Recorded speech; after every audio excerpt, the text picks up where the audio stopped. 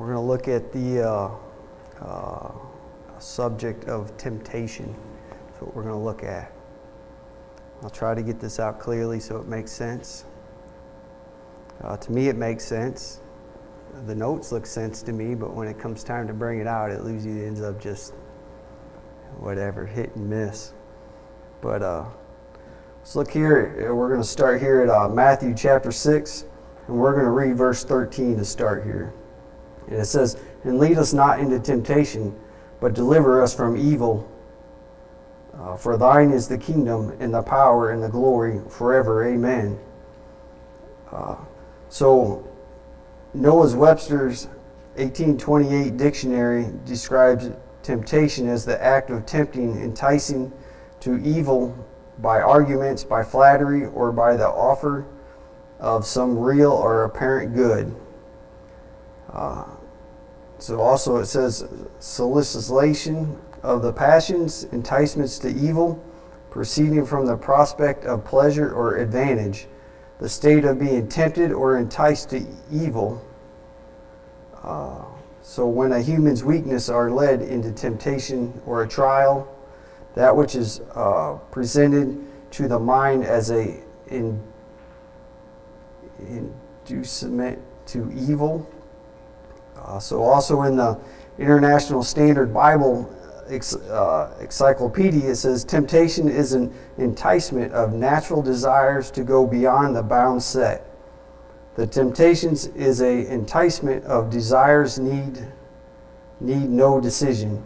The desires being natural, given of God, are not in themselves sinful when gratified as God intended. Temptation is an incitement of going beyond what God intended in the bounds set. So I got some thoughts here, and we're going to try to go through them. And the first thought, we're going to look in James chapter 1. There's a lot of scriptures, so get ready. We'll be moving hopefully through them quickly.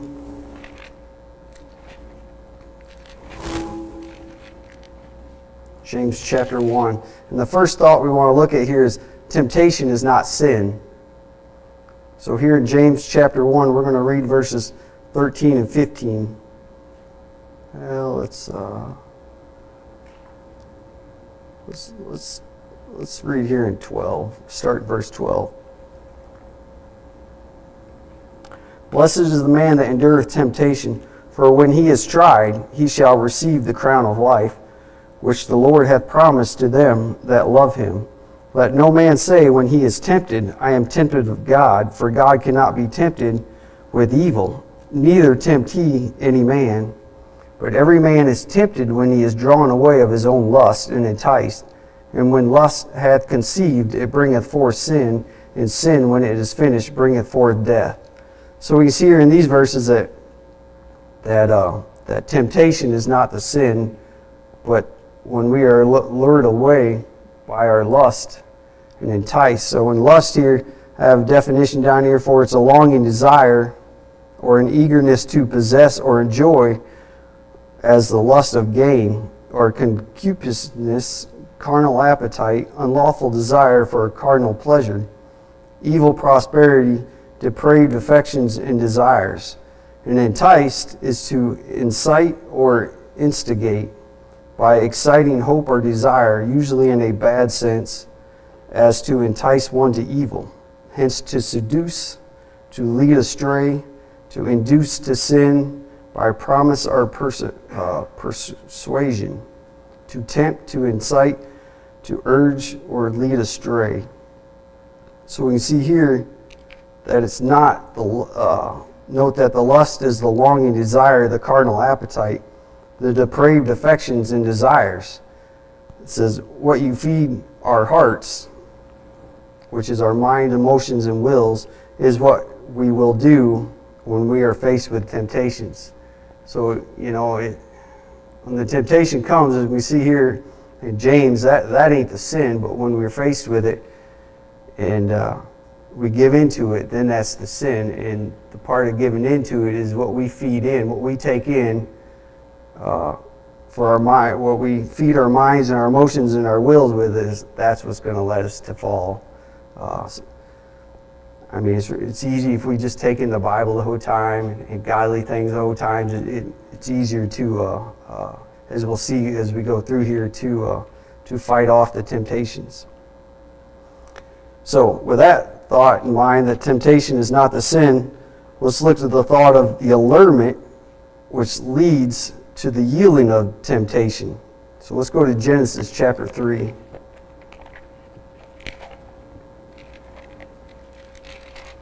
The thought of allurements, which lead to the yielding of temptation.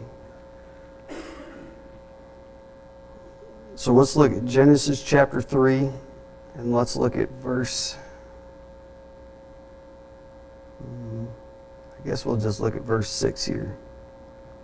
It says, "And when the woman saw that the tree was good for food, and that it was pleasant to the eyes, and the tree to be desired to make one wise, she took of the fruit thereof, and did eat, and gave also to her husband with her, and they did eat." So we can see here, it's kind of like, when you got little children and you tell them not to touch something. What does that little child want to do? They want to touch it. So here we can see where the woman was told not to eat of the fruit. But when the devil or the serpent came up and said that she looked at it was good to eat, she took it and eat. So it's the lure, the forbidden fruit here, the allurements that led her astray. Let's also look in Genesis chapter 13. Stand back, I guess. Genesis chapter 13. And we're going to look here.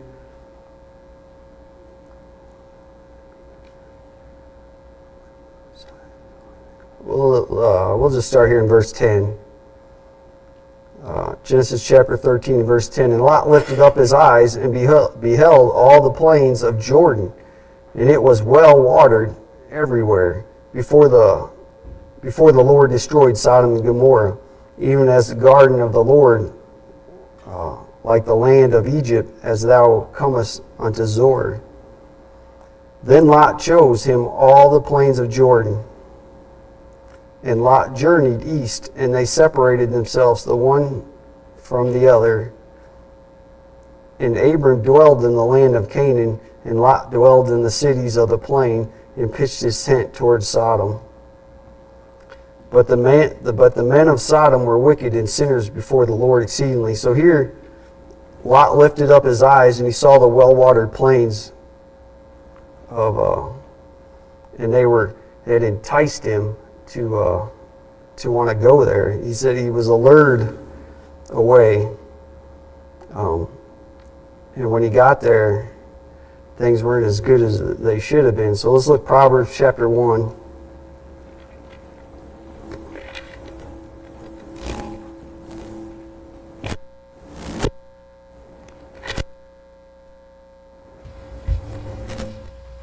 On the surface, they look good for Lot when he looked up there. But let's look at Proverbs chapter 1. We'll read verses 11 through 14. We'll start in 10. "My son, if sinners entice thee, consent thou not. If they say, Come with us, let us lay wait for blood, let us lurk privately for the innocent without cause. Let us swallow them up alive as to the grave, and whole as those that go down into the pit. We shall find all precious substance. We shall fill our houses with spoil. Cast in thy lot among us, and let us all have one purse." So it sounds pretty enticing, right? Sounds pretty good. We're going to get all this stuff. We're going to make our houses full. We'll get rich. Looks pretty good, kind of like when Lot looked at that well-watered plains. But then in verses 16 through 19 here, the same chapter, it says, "For their feet run to evil, and make haste to shed blood. Surely in vain the net is spread in the sight of any bird, and they lay wait for their own blood. They lurk privately for their own lives." We can see in the end, it's self-destruction, and it's not good. And as we can read there further with Lot, city, Lord destroyed the city. Lot lost a lot of his family. It wasn't good for him. So we can see that the lure, we look up and see the lust of, or temptation of well-watered areas or plains, or however you want to say it, of goods. And at times it can be destruction to us. Also, let's look here in Genesis chapter 25. Just trying to go through some of the allurements that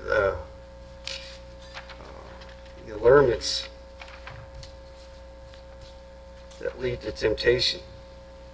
Kind of some warnings to watch out for ourselves. Genesis chapter 25.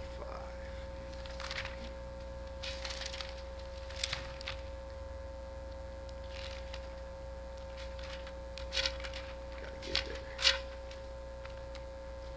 Genesis chapter 25, and let's read verse 20. Let's read verse starting 29 here. It says, "And Jacob sowed pottage, and Esau came from the field, and he was faint. And Esau said to Jacob, Feed me, I pray thee, with that same red pottage, for I am faint. Therefore was his name called Edom. And Jacob said, Sell me this day thy birthright. And Esau said, Behold, I am at the point to die, and what profit shall this birthright do to me?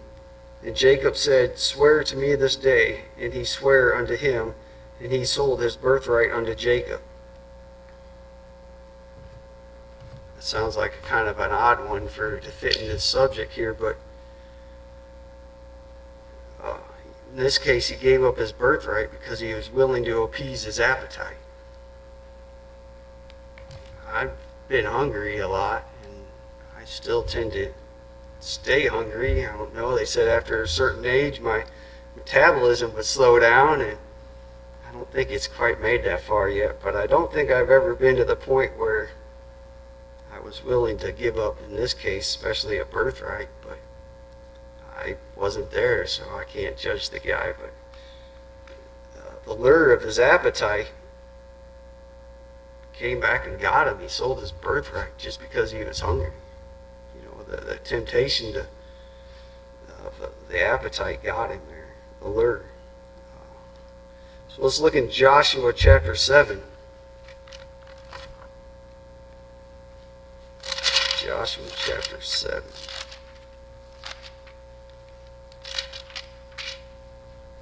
And I know almost each one of these could probably, I know Brother Wayne could take these, or somebody could take each one of these and probably make a full message out of it, but I'm just trying to go through Joshua chapter 7 in verse, let's read verse 20, and then we'll I'll read verse 1 here, but it says, "But the children of Israel committed a trespass in the accursed thing, for Achan, we're going to skip through the names there, took of the accursed thing. The anger of the Lord was kindled against the children of Israel." So they've gone up to battle, and all the stuff they were supposed to give to the Lord.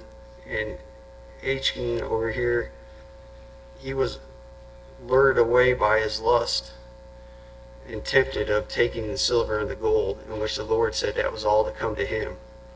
So in verse 20, it says, "And Achan answered Joshua and said, Indeed, I have sinned against the Lord God of Israel, and thus have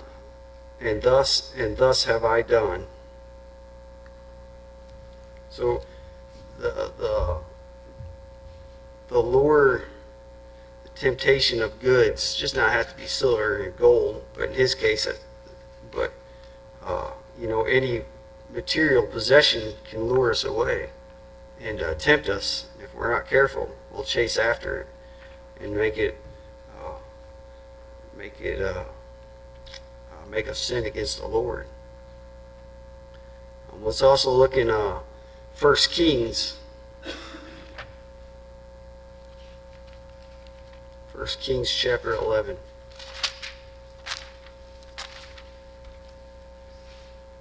I'm trying to go through here, give some different examples of different things that can lure us away in temptations and make us sin on the Lord. So here in 1 Kings chapter 11, we'll read verse 1 through 4. It says, "But King Solomon loved many strange women, together with the daughter of Pharaoh, women of the Moabites, Amorites, Edomites, Zidonites, and the Hittites, of the nations concerning which the Lord said unto the children of Israel, Ye shall not go into them, neither shall they come into you, for surely they will turn away your heart after their gods. Solomon clave unto these in love. And he had 700 wives, princes, and 300 concubines, and his wives turned away his heart. For it came to pass when Solomon was old, that in his wives turned away his heart after other gods, and his heart was not perfect with the Lord his God, as was the heart of David his father." So we can see here that these women turned Solomon's heart away from the Lord, lured him away, and enticed him in the lust that he had, and then ended up committing sins against the Lord. Let's look here at Matthew 26.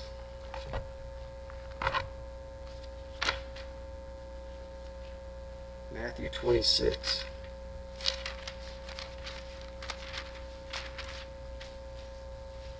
I don't know about you guys, but from the list I've given so far, it's almost like the world's out to get me. But it's always been that way for folks. That's why we have the Bible, and the Lord teaches these things and shows us these things so that we can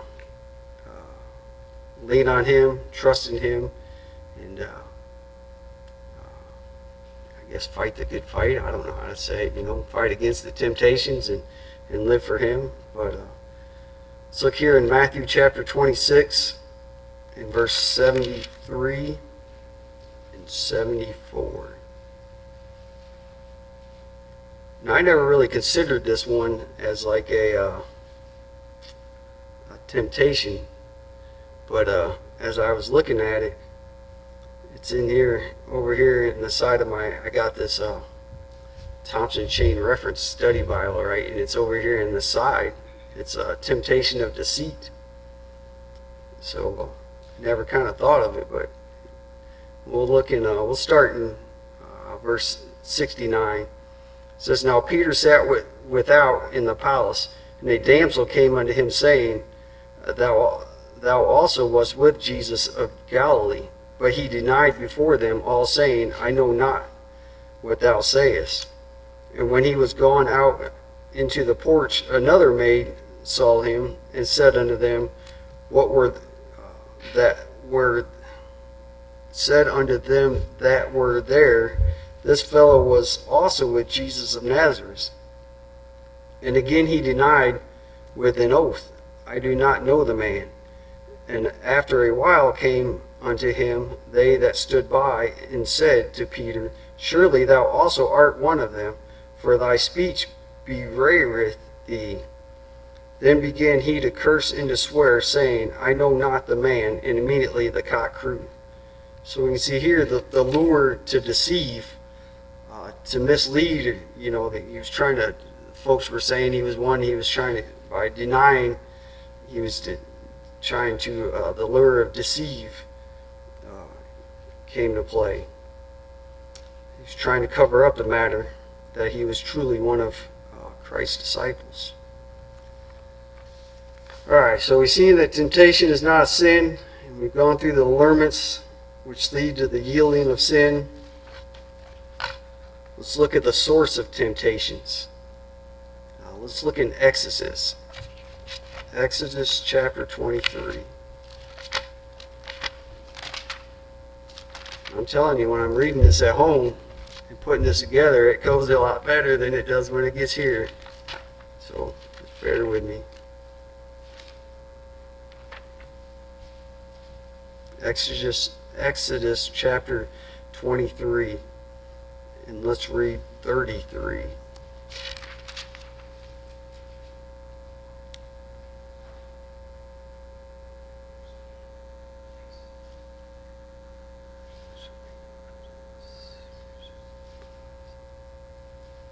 Here in verse 33, Exodus chapter 23, verse 33. They shall not dwell in thy land, lest they make thee sin against me. For if thou serve their gods, it will surely be a snare unto you. So the sources of temptation is what we're looking at. And I read more of this, it would make more sense. I don't really know where to start. But serving other God is the source of temptation. So the false gods and idols. And we'll look in Psalm 106.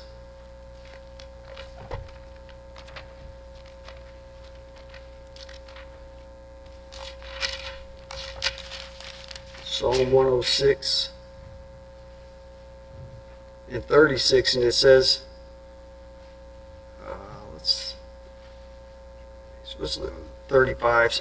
But they mingled among the heathen and learned their works, and they served their idols, which were a snare unto them. So we're seeing here what we have is the source of temptation is false gods and idols. When we mingle with them, when we start to learn their ways, it becomes a lure, it becomes a temptation, and the next thing you know, we're enticed, and then we sin, and then we're sinned against the Lord. So, source of temptations, let's look also in Exodus chapter 34.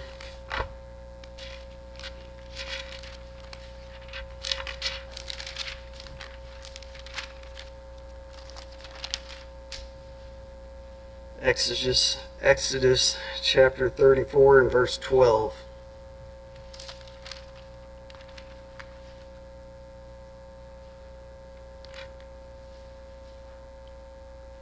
It says, take heed to thyself, lest thou make a covenant with the inhabitants of the land whither thou goest, lest it be for a snare in the midst of thee.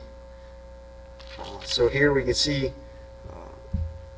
that the Lord's telling them here not to make a covenant with the inhabitants of the land. And of course they were supposed to drive out everybody, but they didn't. And the source of temptation then, because then they started seeing the false gods and the idols, and then they started to turn their backs to the Lord. So let's look also in Deuteronomy chapter 7.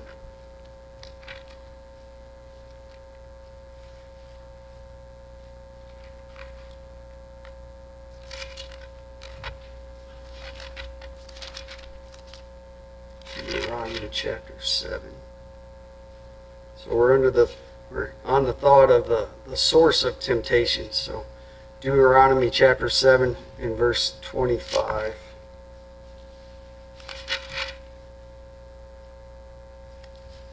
says, the graven image of their gods shall ye burn with fire. Thou shalt not desire the silver or gold that is on them, nor take it unto thee, lest thou be snared therein, for it is an abomination to the Lord thy God.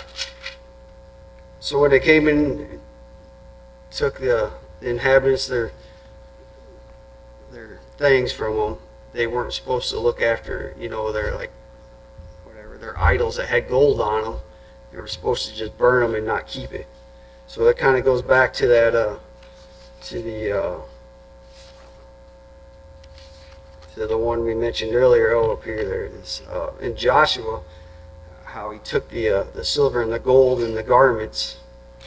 So the source of temptation can be silver and gold, can be, material possessions.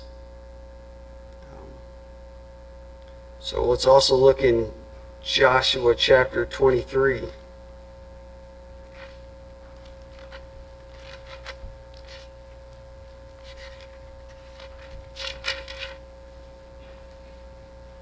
Joshua chapter 23.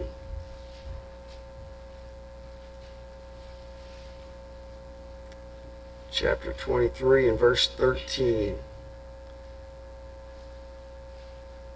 says, "Know for a certainty that the Lord your God will no more drive out any of these nations from before you, but ye shall be snared and trapped, or in traps unto you, and scourges in your sides, and thorns in your eyes, until ye perish from off this good land which the Lord your God hath given you." Well, coming here, my thought there would be its evil associations. So they were supposed to drive out the people. They didn't. And so these are going to be snares. They're going to have to deal with these people. They're going to be evil associations. We can also look at 2 Corinthians to go with this. 2 Corinthians chapter 6.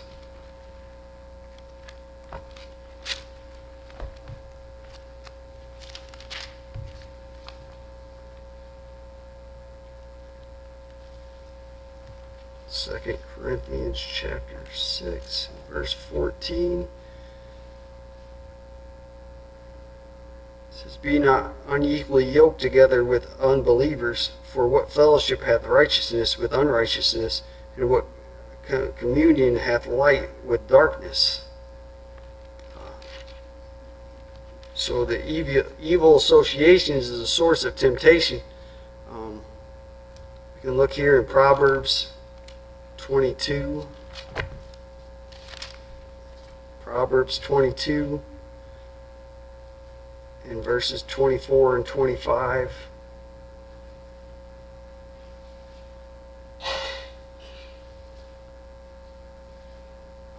"Rob not the poor because he is poor, neither oppress the afflicted in the gate. For the Lord will plead their cause and spoil the soul of those that spoil them. Make no friendship with an angry man, and with a furious man thou shalt not go, lest thou learn his ways and get a snare to thy soul." So we want to look at there is just evil associations can be a source of temptation. I learned with which friends I hung out with is what we are going to be up to doing throughout the daytime. Hung out with people that do right, you do right. You hang out with people that do wrong, and most likely you're going to be tempted to do wrong. So that's where we come with a source of temptation of our evil associations. So we'll move on to examples of resisting temptation. So I look at this one, right? Is the examples of resisting temptations. I got some examples down here where I got 1, 2, 3, 4, 5, 6, 7. And I look at these guys and I'm like, these were great people that the Lord used in the Bible, and they're the examples that we use, but they're given to us so that we can have them as an example to show that we can too resist temptation. So let's look in Genesis chapter 14.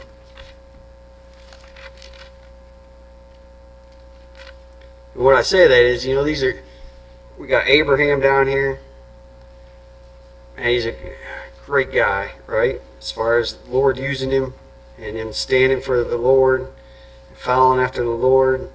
And then I look at myself, and I'm like, man, I'm nowhere near Abraham. But the Lord's given these examples to use them to be an encouragement, an example for me. So let's look Genesis chapter 14 in verse 23.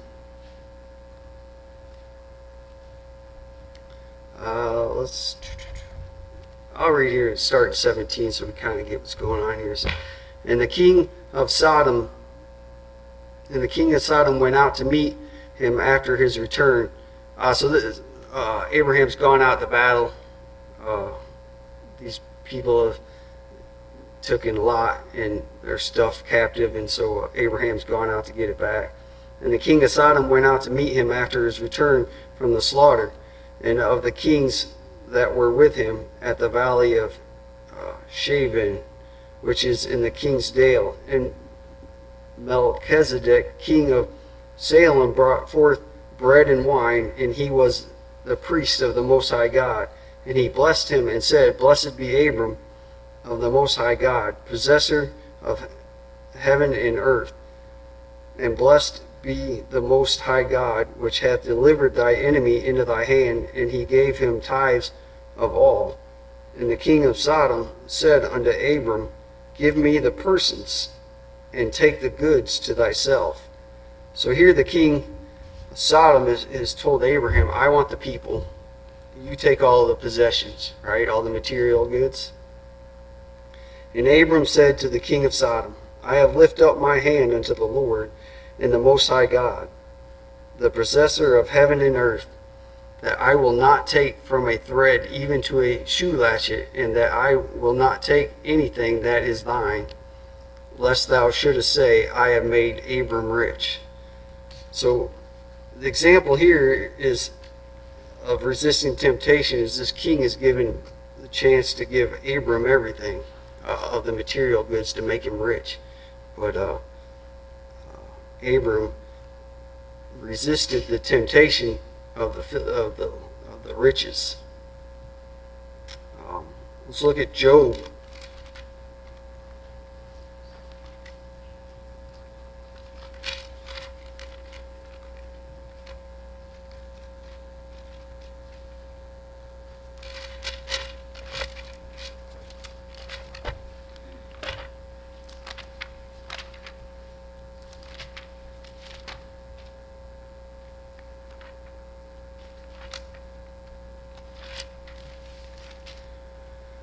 All right, Job chapter 2.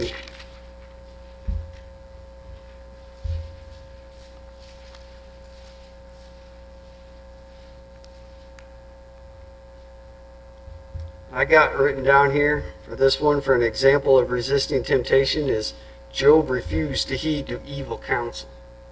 And once you hear the verse, it's kind of sad, to be honest with you, because it's his wife is the one telling him this. But Job chapter 2, we'll read verses 9 and 10. It says, Then said his wife unto him, Dost thou still retain thy integrity? Curse God and die. But he said unto her, Thou speakest as one of the foolish women speaketh. What, shall we receive good at the hand of God, and shall we not receive evil? In all this did not Job sin with his lips. So Job resisted the temptation to heed the evil counsel, even though that counsel was his wife. So sometimes the evil counsel, I guess you want to say, that support or that advice can come from folks that we wouldn't think it would come from, but at least I wouldn't think that way. All right, let's look at John chapter 6.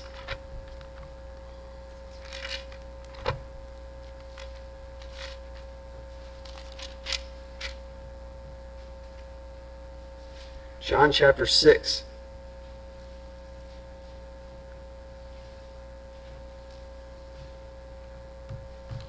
Let's read verse 15. Let's start here in 14. It says, Then those men, when they had seen the miracle that Jesus did, said, This is of a truth that prophet that should come into the world. When Jesus therefore perceived that they would come and take him by force to make him a king, he departed again into a mountain himself alone. So here, Jesus resisted the worldly honor. So these men wanted to take him, set him up to be a king. But we know that at this point that ain't the time, and it wasn't. What they wanted to do was like earthly, worldly honor, where he had heavenly honor. So Jesus resisted it there, and I think there, this is Jesus. He can resist that, no problem. And here I am, me. But that's why I said some of these examples are are of some pretty godly individuals. Makes it hard to look at myself sometimes and be like, man, how am I supposed to resist that? But the Lord gave us these examples for a reason so that we can use them. Let's also look in Matthew chapter 4.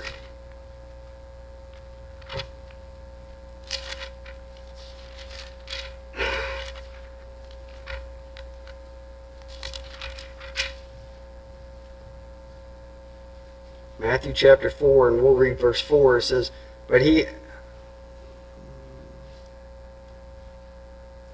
I will just start at verse 1. Then was Jesus led up of the Spirit into the wilderness to be tempted of the devil. And when he had fasted 40 days and 40 nights, he was afterwards a hunger. And when the tempter came to him, he said, if thou be the Son of God, command that these stones be made bread. But he answered and said, it is written, man shall not live by bread alone, but by every word that proceedeth out of the mouth of God. So we can see here he refused to fulfill his hungry desires. And here is a prime example of how to resist the temptations. It says here, it is written. So the Lord was saying, using the Bible to resist the temptation there. Also then in verse 7 it says, in Jesus, we'll just keep reading, I guess, so it makes sense. Then the devil taketh him up into the holy city, and setteth him on a pinnacle of the temple, and saith unto him, if thou be the Son of God, cast thyself down, for it is written, he shall give his angels charge concerning thee, and in their hands they shall bear thee up, lest at any time thou dash thy foot against a stone. And Jesus said unto him, it is written again, thou shalt not tempt the Lord thy God. So here the devil was trying to give Christ all this, I guess, people to help him. And Christ refused the temptation and again uses Scripture. And then verse 10.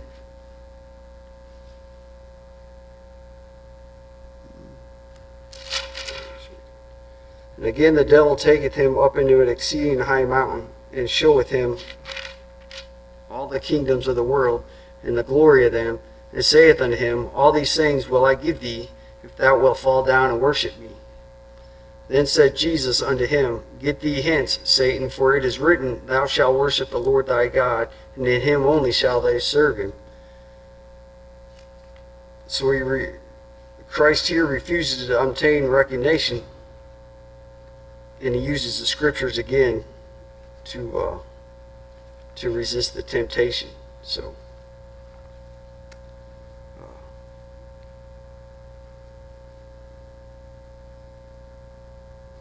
I guess we'll go. We should be able to get one more, I guess, and then we'll quit.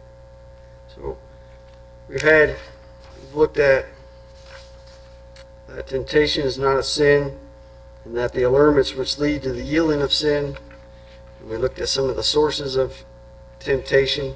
We looked at examples of resisting temptation. And now we got this one here that it's required to resist temptation. So let's look in Proverbs chapter 1.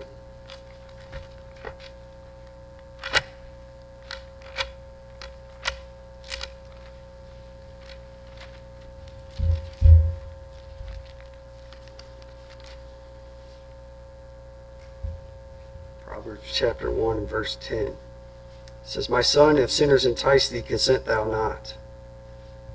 So we are required to consent, or to resist temptation. And here the writer tells his son that if he's enticed, he is not to consent to it.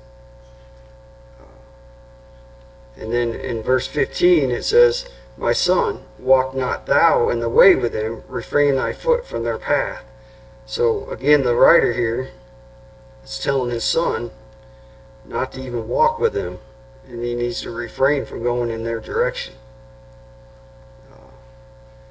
Let's look at Luke Luke chapter 21.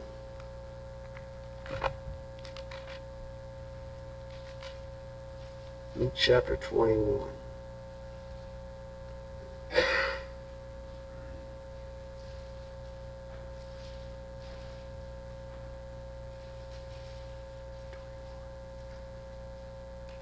Verse 34.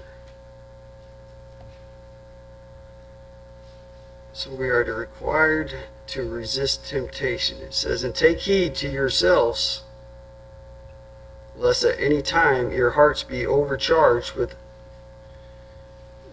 surfeiting. I had to look that word up because many times I've read this Bible, I'd never seen that word. And I've never seen that word in my life before. I had to look it up to even see what it meant. In drunkenness and cares of this life, and so that they come upon you unawares. For as a snare shall it come on all of them that dwell on the face of this earth. So we're required to resist temptation, and here we need to heed that we don't become weighed down with life's problems. And the things that go on, I mean, we got to be aware of them, but, if we become overwhelmed with them, then we will be tempted with what's going on and eventually lured away.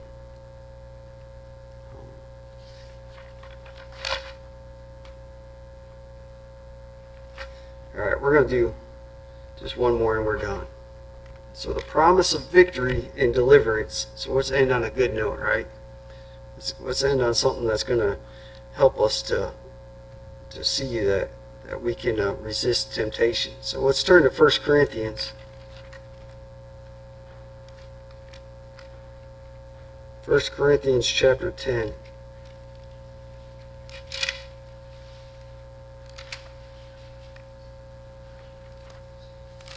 1 Corinthians chapter 10.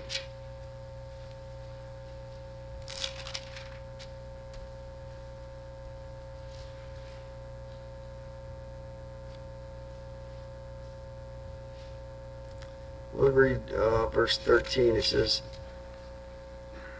there hath no temptation taken you but such as is common to man. But God is faithful, who will not suffer you to be tempted above that ye are able, but will with the temptation also make a way to escape, that ye may be able to bear it. Let's also look here in 2 Peter.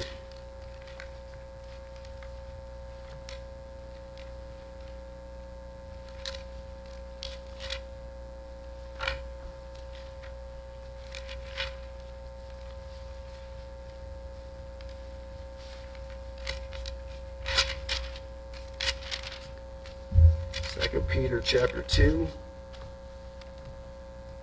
verse 9. It says, the Lord knoweth how to deliver the godly out of temptations, and to reserve the unjust until the day of judgment to be punished. And then let's look at Revelation chapter 3, verse 10. It says, because thou hast kept the word of my patience, I will also keep thee from the hour of temptation, which shall come upon all the world, to try them that dwell upon the earth. And that's one last scripture here in Hebrews. Hebrews chapter 4.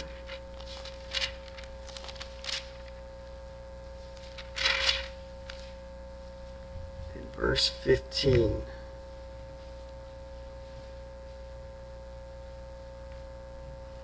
Seeing then that we have a great high priest that is passed into the heavens, Jesus the Son of God, let us hold fast our profession. For we have not a high priest which cannot be touched with the feelings of our infirmities, but was in all points tempted like as we are, yet without sin. Let us therefore come boldly unto the throne of grace, that we may obtain mercy and find grace to help me in time of need. To help in time of need. So we can see with those scriptures that Jesus came in a human form, and that he was in likewise tempted as we are, and he was able to fight off the temptations, I guess, lack of words, but and showed us as an example how we can do it. But we can come to him because he's overcame the world. So that example for us. So I'm going to quit with that. So there's some more in here, but we'll just quit with that and be done. But we'll say this: there's an attitude in taking temptations. There's a correct attitude, and that's in James 1:2. It's, my brother, count it all joys when you fall into diverse temptations. That sounds like it's kind of rough, but the Lord has given us, we can come to him, and when we get into the temptations that we can go to him, and he'll help us to get through them. So that's all I got. We'll be done. So I guess just pray for everybody, and pray for Brother Wayne and Sister Jessie's their way, and those who are sick, and pray for the lost.